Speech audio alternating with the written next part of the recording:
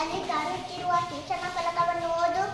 ಆಗಲಿ ಗುರುಗಳೇ, ಐತಿಹಾಸಿಕ ಪುರಾಣ ಪರಿಸಿದ್ಧ ಶ್ರೀರಂಗಪಟ್ಟಣಕ್ಕೆ ಸುಸ್ವಾಗತ ಎಂದು ಬರೆದಿದೆ.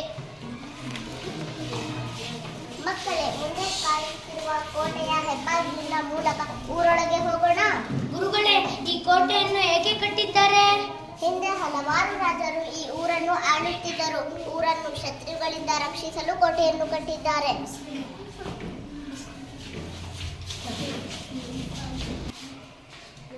ಗುರುಗಳೇ, ಅಲ್ಲಿ ನೋಡಿ ಮಸೀದಿ ಕಾಣುತ್ತಿದೆ. ರಹಿಮಾ, ಇದು ಟಿಪ್ಪು ಸುಲ್ತಾನ್ ತನ್ನ ಆಡಳಿತದ ಅವಧಿಯಲ್ಲಿ ನಿರ್ಮಿಸಿದ ಜಾಮಿಯಾ ಮಸೀದಿ. ಬನ್ನಿ ಮಕ್ಕಳೇ, ಇಲ್ಲಿರುವ ನಾಮಫಲಕವನ್ನು ಓದಿರಿ.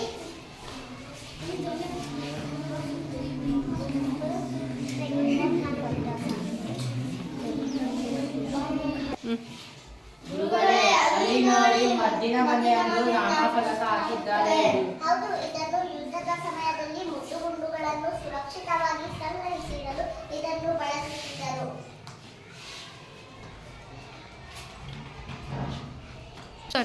ಅರೆ, ಇದೇನು ಇಲ್ಲಿ ಕಾರ್ಯಗೃಹ ಎಂದು ನಾಮಫಲಕ ಹಾಕಿದ್ದಾರೆ? ಇಲ್ಲಿ ನೋಡಿ, ಇದು ಥಾಮಸ್ ಎಲ್ಮನ್ ಕಾರಾಗೃಹ. ಕೈದಿಗಳನ್ನು ಸೆರೆ ಇಡಲು ಹೈದರಾಲಿ ಮತ್ತು ಟಿಪ್ಪು ಸುಲ್ತಾನ್ ಇದನ್ನು ಬಳಸುತ್ತಿದ್ದರು.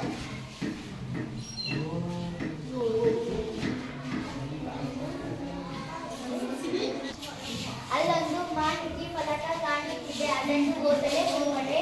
ಆಗಲಿ, ಓದುತ್ತಿದ್ದರೆ ಟಿಪ್ಪು ಸುಲ್ತಾನ್ ಮಾಡಿದ ಸ್ಥಳದ ಬಗ್ಗೆ ಮಾಹಿತಿ ಇದೆ ಗುರುಗಳೇ.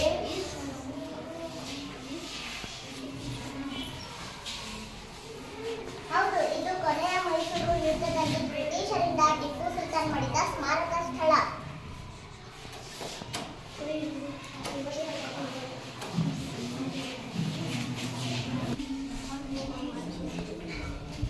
ಅಲ್ಲಿ ನೋಡಿ, ಯಾವುದೋ ಹಳೆಯ ಅರಮನೆ ಸ್ಥಳ ಕಾಣುತ್ತಿದೆ.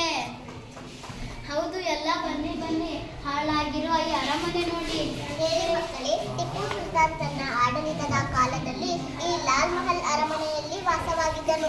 ಅನಂತರ ಬ್ರಿಟಿಷರಿಂದ ಈ ಅರಮನೆ ನಾಶವಾಯಿತು. ಇದರ ಇತಿಹಾಸವು ಈ ಫಲಕದಲ್ಲಿದೆ, ಓದಿರಿ ಮಕ್ಕಳೇ.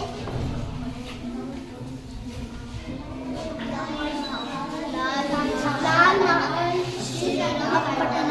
ಲಾಲ್ ಮಹಲ್ ಶ್ರೀರಂಗಪಟ್ಟಣ.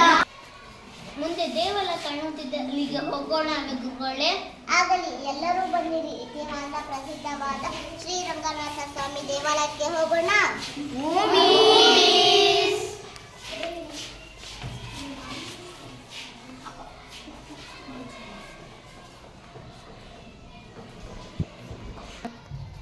ಮಕ್ಕಳೇ, ಇಲ್ಲಿಯವರೆಗೆ ಶ್ರೀರಂಗಪಟ್ಟಣದ ಪ್ರಮುಖ ಸ್ಥಳಗಳನ್ನು ನೋಡಿದಿರಿ. ಇಲ್ಲಿ ನೋಡುವಂತಹ ಕರ್ನಲ್ ಬಳಿ ಕಾರಾಗೃಹ, ಬೇಸಿಗೆ ಅರಮನೆ, ಚರ್ಚು, ಗುಂಬಜ್, ನಿಮಿಷಾಂಬ ದೇವಾಲಯ, ನದಿ ಸಂಗಮ, ಗೋಸಾಯಿ ಘಾಟ್ ಮುಂತಾದ ಸ್ಥಳಗಳಿವೆ. ಸಂಜೆ ಆಯಿತು, ನಡೆಯಿರಿ, ಬೇಗ ಊರು ಸೇರಿಕೊಳ್ಳೋಣ.